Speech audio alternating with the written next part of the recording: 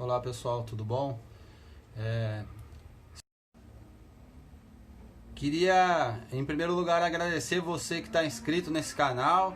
Queria pedir para você que não é inscrito se inscrever no canal, compartilhe, deixe seu like, faça um comentário, me ajuda a divulgar esse vídeo que vai ser de muito valor para todas as pessoas.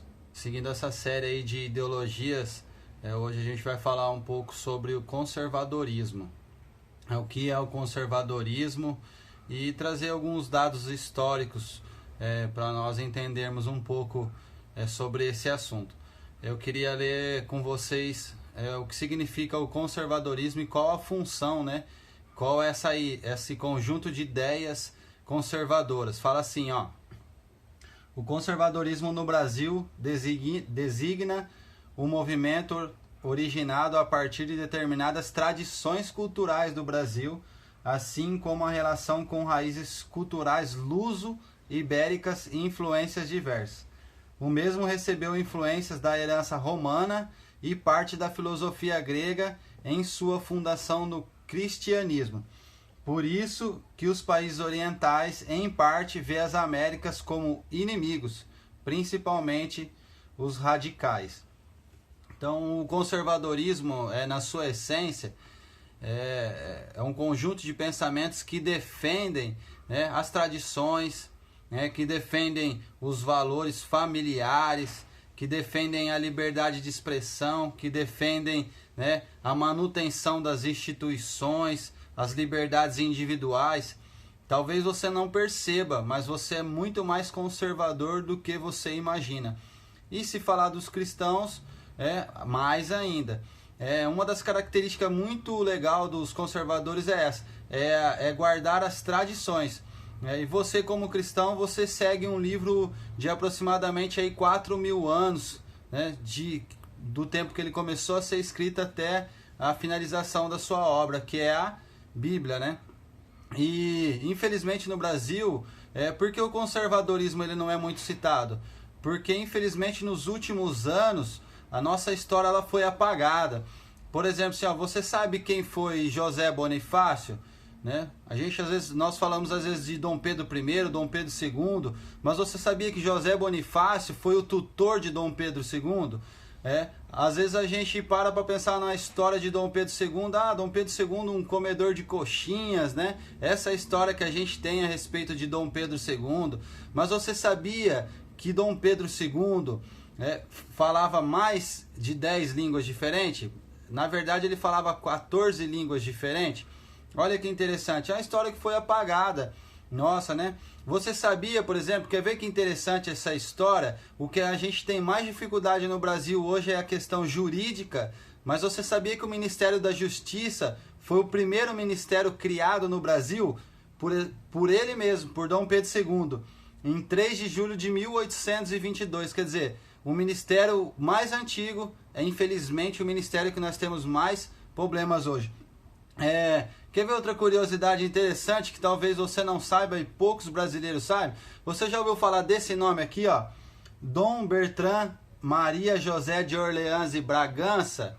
Então, esse é o porta-voz da família imperial brasileira. Esse homem ainda é vivo. Só para vocês terem uma ideia. Ele é um senhorzinho, eu vou até colocar uma foto dele aqui no vídeo. Mas ele ainda é vivo. Quer ver um outro nome que talvez ninguém conheça? Luiz Felipe de Orleans e Bragança. Vocês conhecem esse homem? Luiz Felipe de Orleans e Bragança? Talvez você não conheça, mas esse, ele é descendente dos imperadores, Dom Pedro I, consequentemente do Dom Pedro II. Esse é um deputado federal, que representa, um deputado estadual que representa São Paulo, para você ter uma ideia. Quer dizer, nós temos ainda membros da família imperial na ativa no Brasil. Então o que acontece? O conservadorismo ele zela pelas tradições, ele zela pela manutenção da nossa história, que é tão bonita e foi tão apagada. Infelizmente eles estão querendo acabar com o conservadorismo. Por quê? Porque um povo sem história é um povo que infelizmente não sabe aonde vai. Um povo que não sabe de onde veio, não sabe aonde ele quer chegar. Infelizmente é isso que acontece. É infelizmente isso que as outras ideologias que hoje atuam no Brasil acabou fazendo, acabou apagando boa parte da nossa história. Não é mais falada nas escolas a nossa história, né? Essa nossa história de sucesso, essa nossa história de um Brasil varonil, isso você não vê mais. E os conservadores lutam por isso, lutam pela manutenção, né, dessa história, luta pela manutenção das entidades, luta pela manutenção dos valores familiares.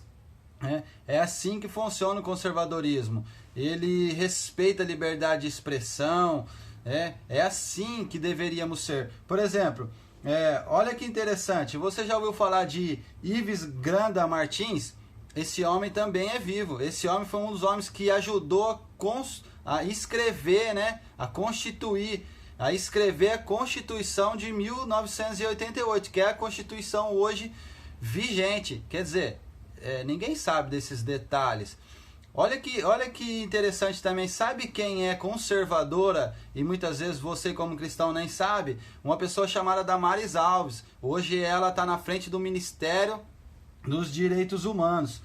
Outro conservador é Ernesto Araújo. Está na frente do Ministério de Relações Exteriores. E tem mais um que infelizmente acabou saindo da frente do Ministério da Educação no Brasil, porque ele estava realmente lutando por esses valores, né, conservadores, que é Abraham Weintraub. E uma outra pessoa que é o pivô de toda essa situação política no nosso país hoje é exatamente Jair Messias Bolsonaro, nosso presidente, que é um dos conservadores. Pessoal, nós precisamos nos posicionar, porque na verdade o cristão, a essência dele é conservadora. Por isso seguimos a Bíblia, temos referências do Antigo Testamento, seguimos coisas, né? Seguimos regras do Novo Testamento. É assim que funciona, porque isso é tradição, isso é história. Tudo que foi escrito uma vez foi escrito outra hora para o nosso ensino. E a direita conservadora, ela usa esse ensino para quê? Para a gente dar continuidade na nossa história. Nós não podemos deixar isso tudo acabar. Depois nós vamos falar a respeito de outro assunto. No próximo vídeo nós vamos abordar outra ideologia. Que Deus abençoe a cada um de vocês.